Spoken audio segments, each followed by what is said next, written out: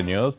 సినిమాల్లో 13 రీళ్లు హీరో దెబ్బలు తిన్నా చివరి రీల్లో విలన్ పై హీరో గెలుస్తాడని జగన్ వ్యాఖ్యానించారు. అయితే జగన్ తనను తాను సినిమా హీరోతో పోల్చుకోవడం హాస్యాస్పదంగా ఉందన్నారు మంత్రి దేవినేని. జగన్ కు అంత సీన్ లేదని కొట్టిపారేశారు. జగన్ వర్సెస్ దేవినేని మాటకు మాట ఇప్పుడు చూద్దాం.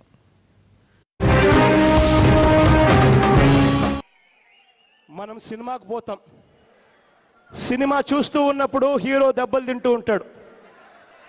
14 రీళ్లు సినిమాలో 13 రీళ్లు హీరో నష్టపోతూ ఉంటాడు, దెబ్బలు తింటూ ఉంటాడు. కష్టాలుంటాయి, నష్టాలుంటాయి, కానీ ఆ హీరోనే మనకు నచ్చుతాడు. 14వ రీలు ఒక్కటే ఒక రీలు, లాస్ట్ రీలు క్లైమాక్స్. ఆ ఒక్క రీలే పైనుంచి దేవుడు చూస్తూ ఉన్నట్టుగా దేవుడు ఆశీర్వదిస్తాడు, ప్రజలు అనుగ్రహిస్తారు. కథ క్లైమాక్స్కి వచ్చేసరికి అడ్డం తిరుగుతుంది. చివరి రీల్లో విలన్ హీరో చావబాదుడు బాస్తాడు. ఏ కథ చూసినా ఇదే, ఏ పురాణం చూసినా మనం కనిపించేది ఇదే.